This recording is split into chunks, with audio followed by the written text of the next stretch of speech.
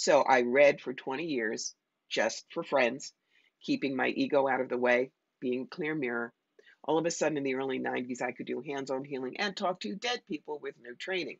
That's when the universe handed me my draft notice and said, "Hello, you're working for us."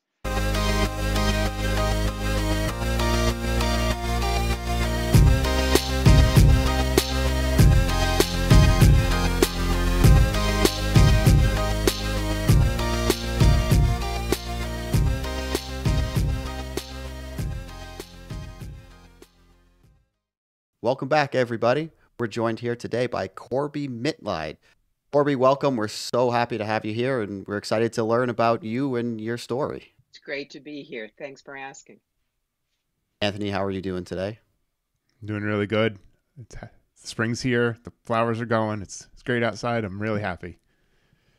Awesome. So, Corbie, you have always been the different one, according to your profile. So I'm curious to hear more about how you've been different throughout your life. Well, I grew up in a totally medical family. Dad was a doctor, mom was a nurse, my brother is a doctor, and I was the actress, writer, rebel. I could have stood on the dining room table and tap danced and recited Shakespeare, and they wouldn't have understood me at all. My brother went to my father's college, my father's med school, has always been, the golden boy who always did everything right. I left brand new university after 2.5 years. I have had a series of careers. I won't even say jobs, careers. Um, Done the cancer dance 3 times, 2 very short marriages before the one that's been a quarter century now. Got it right the third time. And so my life has been always full of change and chaos, but it's taught me how to roll with the punches, how to run toward change, not away from it, because when you run toward it, you can dance with it. When you run away from it, well, it's going to get you anyway and trip you up. So I've also taken every single thing I've done and rolled it into this career as a certified tarot master, past life specialist, psychic, medium, channel, author. It's all based on what I've gone through, and my thing is to remind people I'm not special. You can do anything that I can do. So it says here that you have moved from Cambridge to Philadelphia to Poughkeepsie to New York City to Atlanta, and now you're in the capital region in New York.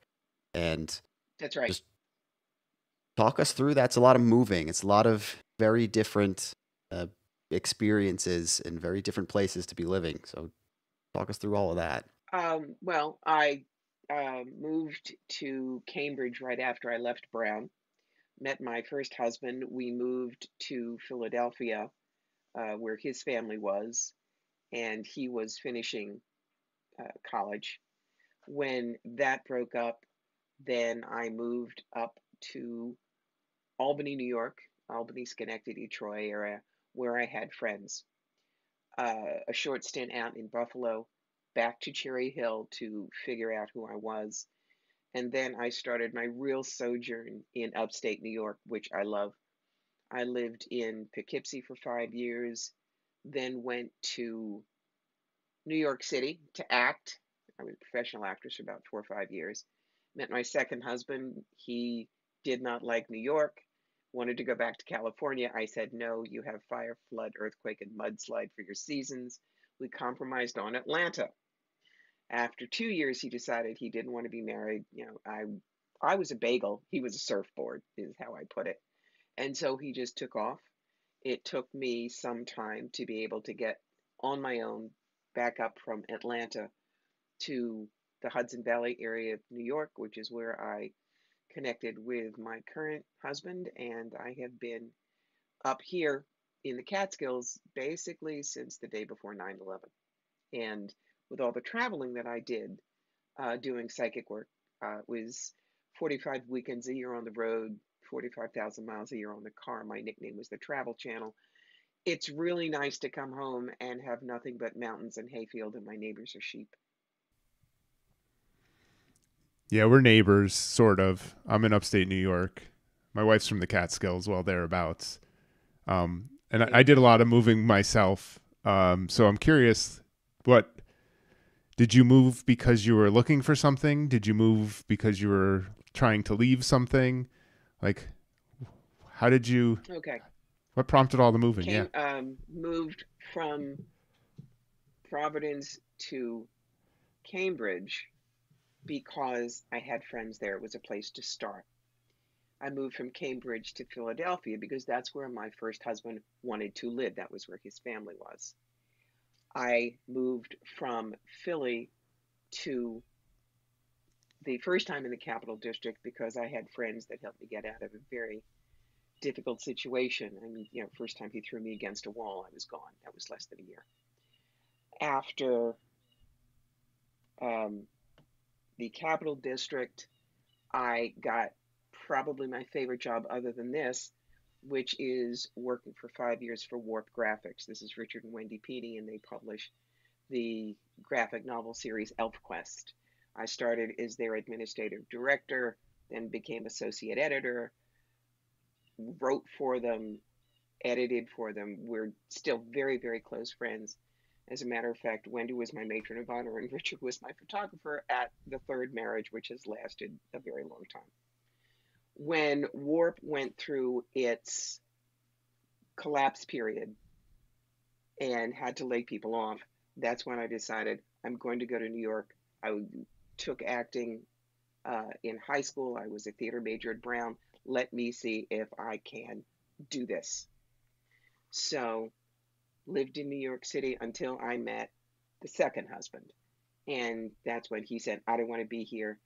Followed him to Atlanta, got dumped there, and knew I had to come back up to New York. This is where it made the most sense.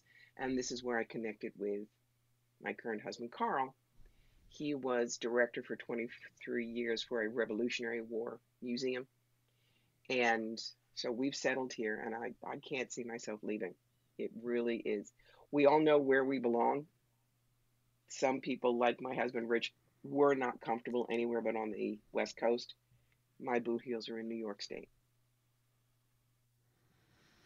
Yeah, I know what you mean about sort of knowing where you belong. During COVID when everything started closing and you couldn't go anywhere, you couldn't be around people. Took the move from about not quite Cambridge but Massachusetts to upstate New York. So sort of similar path. Where was I going with this? But we picked a place that was farmland. We weren't on top of each other anymore, and now I can go to the orchards and things like that, and I just really like the vibe that I found here. So I know what you're saying. Yes. Yeah, you can grow up in a city, but these days, especially with how nuts the world is, there's a piece out in the country that it's just like gold and diamonds. It really is. Corbie, you said in your bio that you do tarot card readings, and I wanted to dive into that a little bit. I have my view of that is I don't think how do I don't exactly know how to phrase this, but like I don't think it's magic. I don't think it's predicting the future, but I do think what's happening is you are priming people's consciousness to pay attention to situations that are happening around them anyway, and then it might be the spark that gets them to decide differently than they might have otherwise. It gives them options. The way I explain what I do is the point of tarot is here are your opportunities and how to grab them. Here's the tough stuff. Here's how to get through it or rent it. Here's your toolbox. Go rock and roll. I hate yes or no questions because that sets people up. If you said, is my new business going to be successful? And I said, no, where do you go? And that also sets you up for the fakes and the scam artists to go, oh, well, Anthony, you have a family curse. How many in your family? Four? You have dog? $600 candle lit all fix. Bull. Mm-mm. And when you are a tarot master, and I am because I've been reading for 50 years, you understand allegory so you can tell people how to look at the cards. The one that scares them, the Tower card. The Tower card shows a burning building, lightning striking, people collapsing and falling off, and they figure it means their life is going to be doom, gloom, destruction. And I say, no, I want you to think of it this way. Make it the imploding sports stadium card, okay? Red Sox want to build a new stadium. They're going to have to blow up Fenway first and clear the ground. That is what this is saying to you. Look at the parts of your life that need changing, and there may be some things that happen. Let's say all of a sudden you get laid off from your job. Do not say, this is all terrible, etc., etc. You immediately have to go back, punt. Okay, what was it about that job that wasn't good for me? Can I do transferable skills? Put it in another industry. Do I want to start my own business? Do I need to move? When you run toward change, you dance with it. When you run away from it, it's going to trip you and it's going to be much harder. The other card, people are terrified when the death card comes up, and I have to say, no, it does not mean you're going to be hit by a bus on Tuesday. It's death of an old way of life, death of what you've outgrown, death of what was never you in the first place. And the third one, of course, is the devil card. And I say, no, it is not Mr. Horns in a Tail. It is not even Jack Nicholson in The Witches of Eastwick. It is being bedeviled by something, someone, or some situation, or holding yourself back from your highest and best. When you can explain the scary cards to them in ways that they can operate with, then the information is useful. You talk about options. 95% of my readings, especially with rookies, start out with what I laughingly call, does Bruce love me? And what I generally do is pull 5 cards. The person in front of me, their person they're asking about, the current relationship, what they need to know, and best possible outcome, which gives them a feel. If they still go, I don't know, I pull what I call the 3 threes. 3 cards for status quo. This is what happens when you just grit your teeth and bumble along. 3 cards for what I call the come to Jesus meeting, which is where you draw the line in the sand. It's serious counseling. 3 cards for hasta la bye-bye, I'm gone, been nice, and they leave. Now, the key is I have to give them their free will. I could see the Beetlejuice sign at leave. But if they say, I guess I'll just stick it out for a while longer, I have to zip it. The only time that I don't do that is if they make it very clear that they're being gaslit or they're battered. And then the reader's turban comes off, my reverend collar goes on, and I explain to them how they can leave safely, because that's my job as an intuitive counselor. Now, there are some times that the cards will give me a message that I'm going to think is nuts, but I know I have to give it anyway. There's one particular card, 3 of Pentacles. It's usually stained glass window in a church and someone is working on it, talks about mastery, long-term stuff. I pulled that card for a couple up in Ontario years ago, and I looked at it and I said, I have no idea why I'm telling you this, but there is a deconsecrated or abandoned church within a couple of miles and you need to open up a cafe bakery. And I figured they'll think I'm nuts, but they look at each other and they nod and they go, oh yeah, we know which one. We've been arguing about it for 2 years. That's when something's coming through. And you can't be afraid to tell people what they don't want to hear. There was a woman I read, all my good stories are Canada. I used to go up to Kitchener 3 times a year. And one time there was a woman, I saw some challenges and I told her about them. And she stands up, she says, you suck, and she walks away. Well, okay, have a nice life. Who's the first person in my chair the next time I'm in Kitchener? She sits down and goes, last time I said you sucked. I said, yes, I remember. Because you told me I was going to want to take in a boarder and then I might want to sell my house. And I thought that was all bull. But my daughter got pregnant and moved home. Now I'm going to sell my house to help raise my grandson. And I still don't like you, but I want to know what else you say. Don't shoot the messenger. Come on.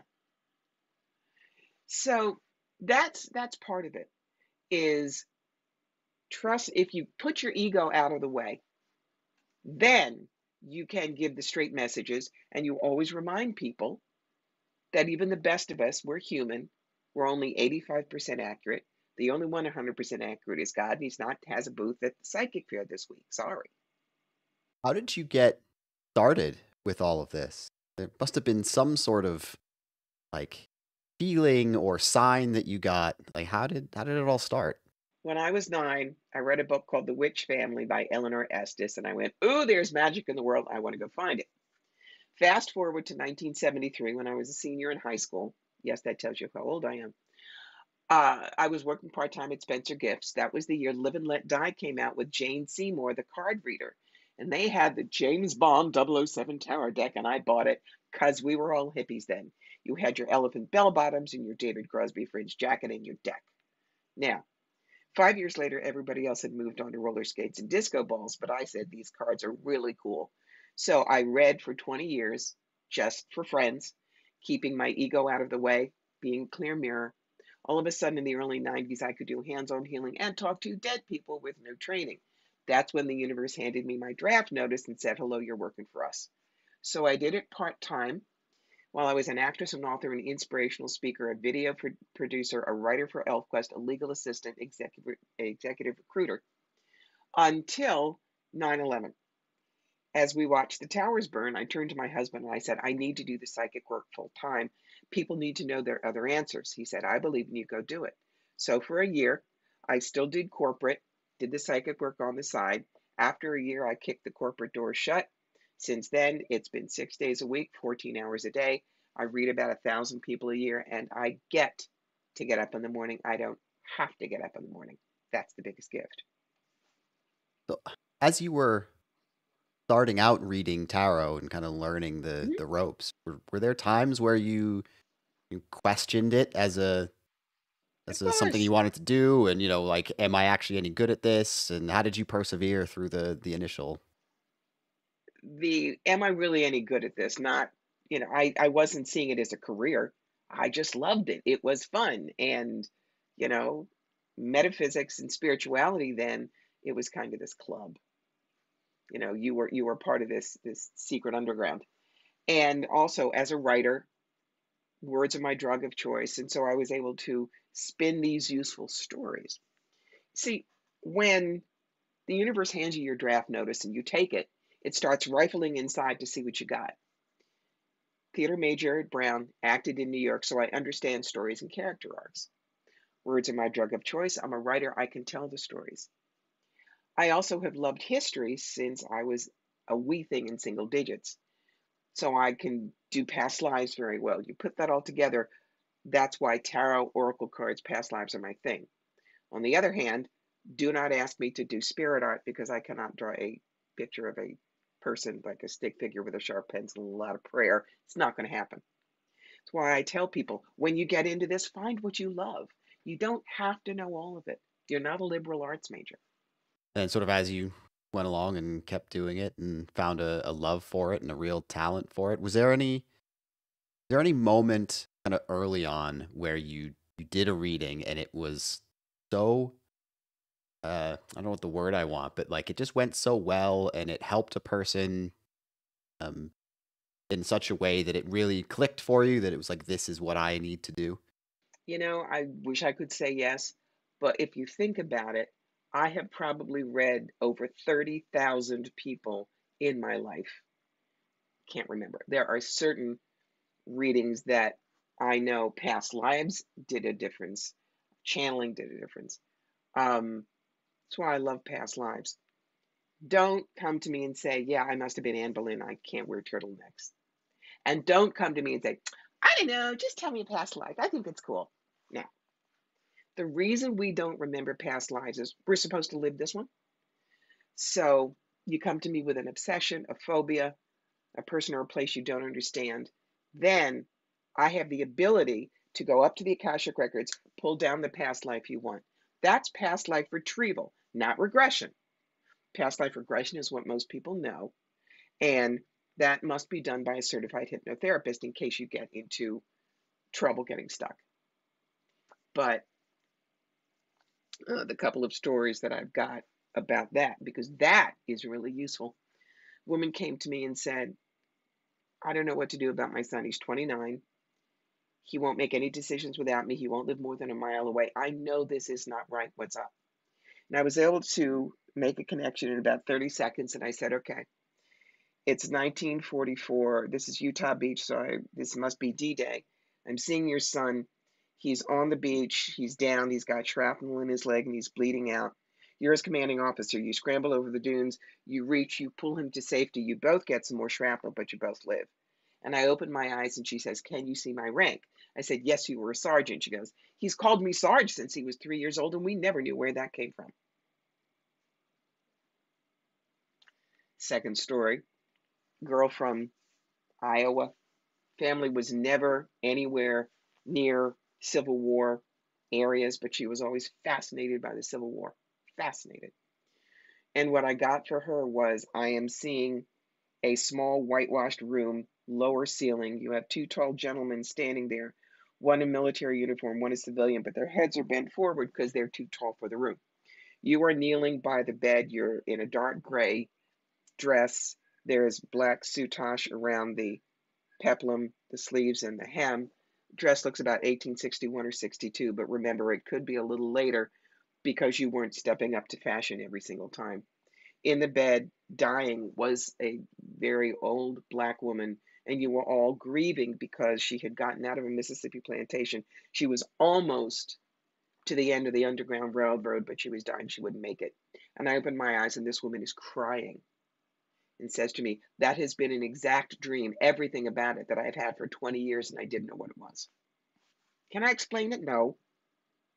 It's just my job. It is what the universe wants me to do, and I do it.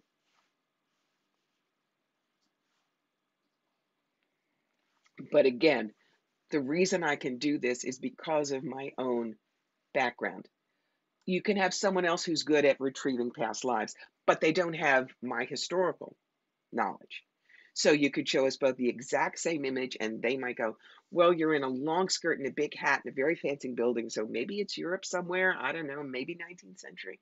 I would look at the exact same thing and be able to say, hobble skirt, picture hat, that kind of ostrich feather. You're in front of the Brandenburg Gate, so this is Berlin in 1911 or 12.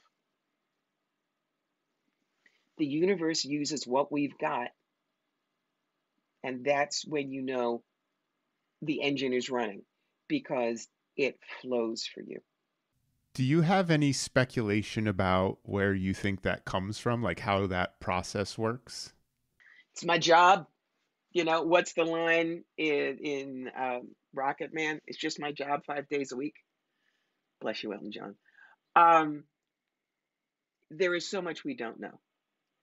We are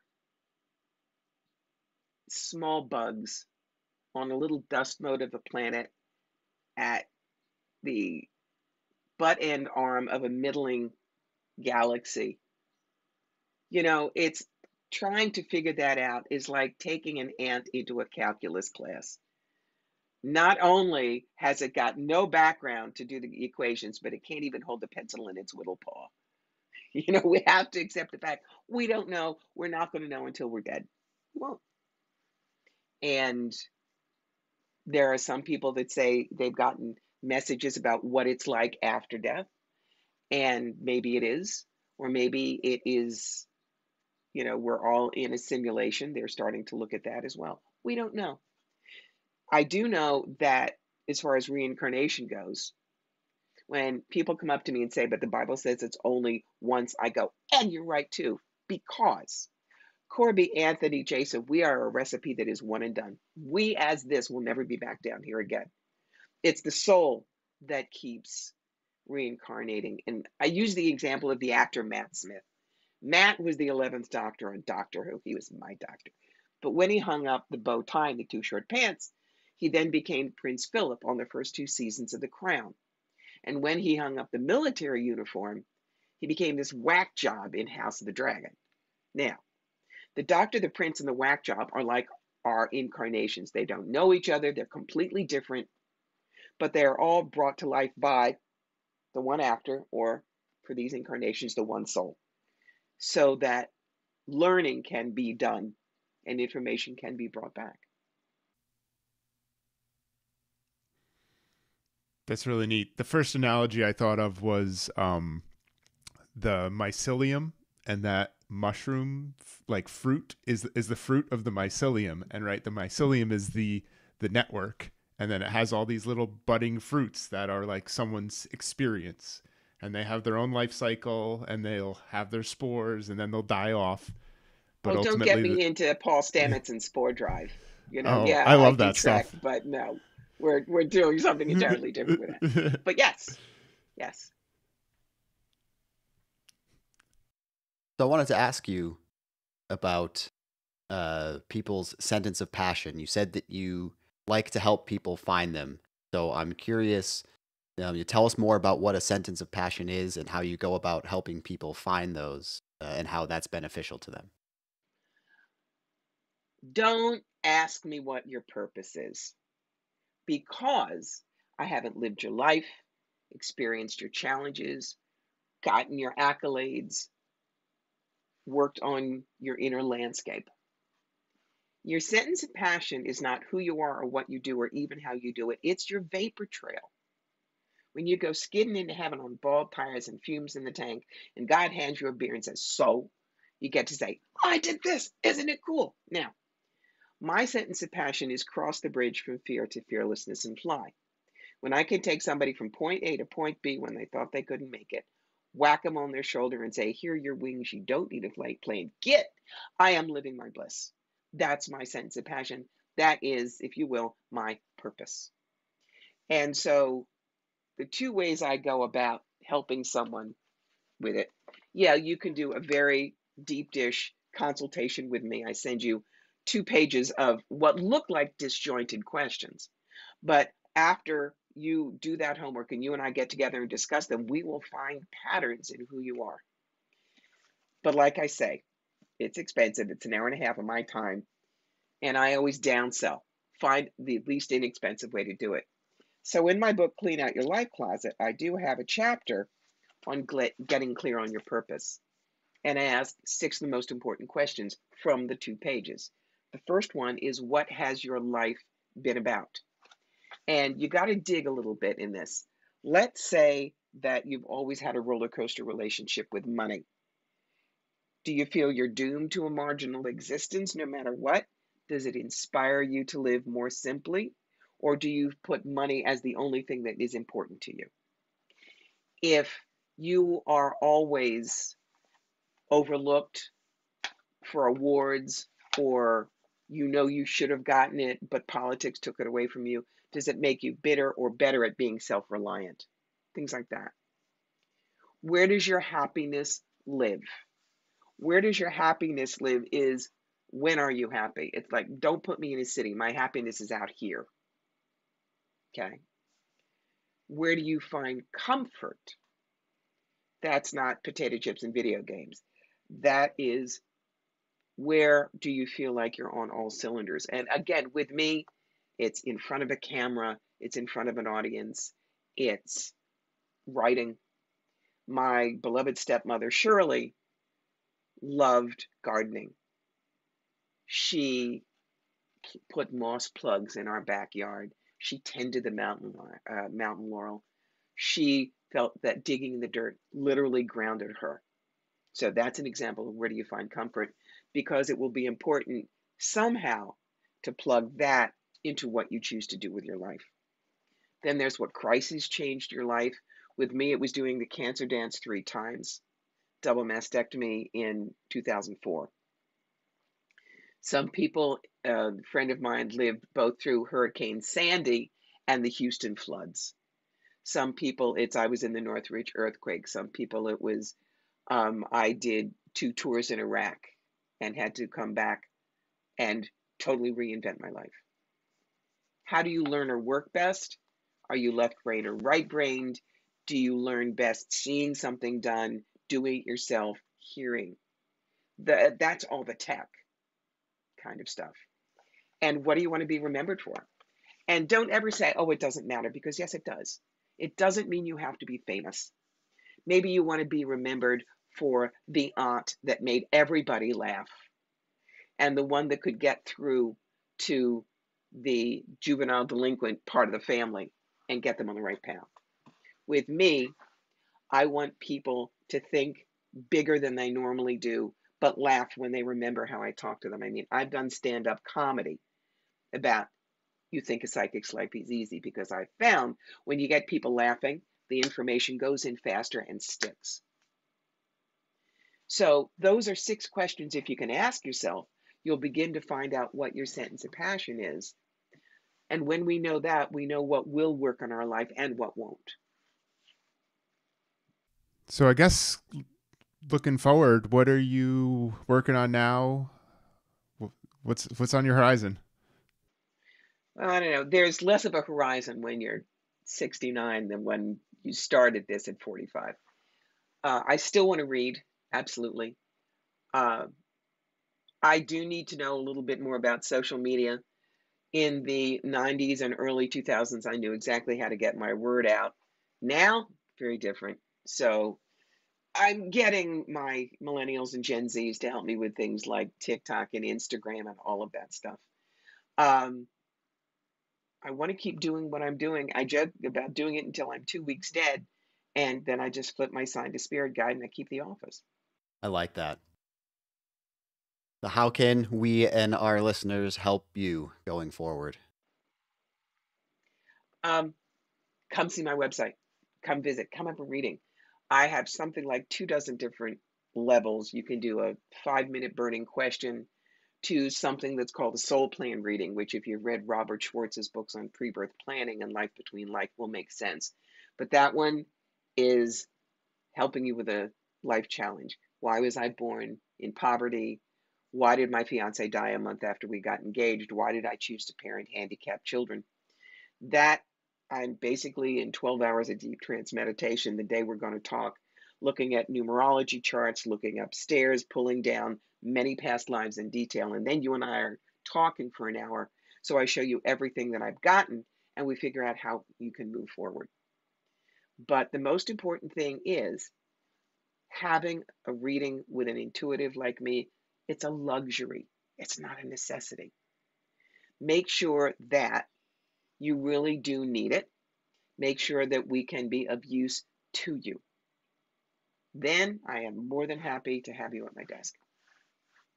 We will make sure that people have all the information they need to find you and be able to take advantage of that if they so choose. But Corbie, thank you so Perfect. much for taking the time with us today. This was a very interesting conversation. I'm always I had fascinated fun. by this type of thing. It was great. Thank you so much for asking again. Well, and everybody, until next time, please be well.